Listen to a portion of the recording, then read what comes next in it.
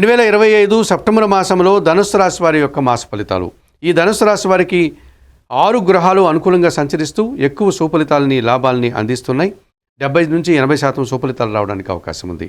2025 September మాసంలో ధనుస్సు రాశి వారికి భాగ్యాధిపతి అయినటువంటి సూర్య భగవానుడు సెప్టెంబర్ 16 తర్వాత దశమంలో కన్యా రాశిలోనికి ప్రవేశించడం వల్ల వృత్తి ఉద్యోగ వ్యాపార వ్యవసాయ రంగాల్లో అధికారుల అండదండలతో అభివృద్ధిని సాధిస్తారు. ప్రభుత్వం నుంచి కూడా సహాయం పొందగలుగుతారు. పంచమ వ్యయాధిపతి అయినటువంటి కుజుడు ఈ నెలంతా దశమ లాభభావాల్లో అనగా కన్యా తులా రాశుల్లో సంచరించడం వల్ల మీ ఆలోచనలు కలిసి వస్తుంది. భూవాహన లాభాలు అందుకుంటారు. రియల్ ఎస్టేట్ రంగంలో ఎక్కువ లాభాలకు అవకాశం ఉంది. ఇక సప్తమ దశమాధిపతి అయినటువంటి బుధుడు సెప్టెంబర్ 15 తర్వాత కన్యా రాశిలోనికి రావడం వల్ల దశమ భావంలోనికి జన సంబంధాలు పెరుగుతాయి. సమాజంలో పేరు ప్రఖ్యాతులు, వ్యాపారాభివృద్ధి, ఆర్థికాభివృద్ధి బాగుంది. జన్మరాశ్యాధిపతి చతుర్థాధిపతి అయినటువంటి గురువు సప్తమ భావంలో మిథున రాశిలో సంచరించడం వల్ల సమాజంలో పేరు ప్రఖ్యాతులు, అలాగే ఇంటిలో శుభ కార్యక్రమాల నిర్వహణ, విద్యా సంబంధమైన విషయాల్లో సత్ఫలితాలని అందుకుంటారు. షష్టమ లాభాధిపతి అయినటువంటి శుక్రుడు ఈ నెలంతా కూడా అష్టమ భావంలో భాగ్యభావంలో సంచారం కొనసాగించడం వల్ల కర్కాటక సింహ రాశుల్లో స్త్రీజన సహకారంతో ఒక గట్టి పోటీని ఎదుర్కొంటారు. స్త్రీజన సహకారంతో వృత్తి ఉద్యోగ వ్యాపారాల్లో మంచి లాభాలను అందుకుంటారు.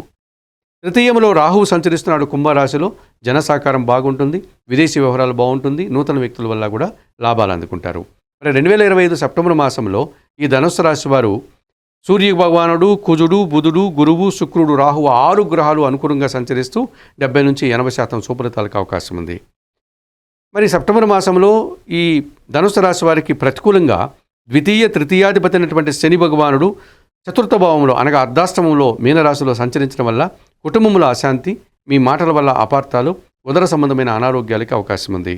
భాగ్యములో సింహములో కేతువు సంచరించడం వల్ల తండ్రి ఆరోగ్యం విషయంలో జాగ్రత్తలు, కొన్ని విషయాల్లో నిరాశ, కొన్ని పనులు చేయడానికి ఆటంకాలు వస్తాయి. 2025 సెప్టెంబర్ మాసంలో ధనుస్సు రాశి వారు తప్పనిసరిగా భాగ్య కేతు దోషం నుంచి బయటపడడానికి నిత్య గణపతి ఆరాధన, గణపతికి గరిక మాలను సమర్పించడం వల్ల, ఉలవలను దానం చేయడం వల్ల సంతోషంగా ప్రశాంతంగా ఉండగలుగుతారు. అర్ధాష్టమ శని వల్ల ఈశ్వర దర్శనం, ఈశ్వరునికి పాలాభిషేకం, నేరేడు పళ్ళు వయోవృద్ధులకు దానం చేయడం వల్ల మరింతగా మంచి ఫలితాలను పొందగలుగుతారు.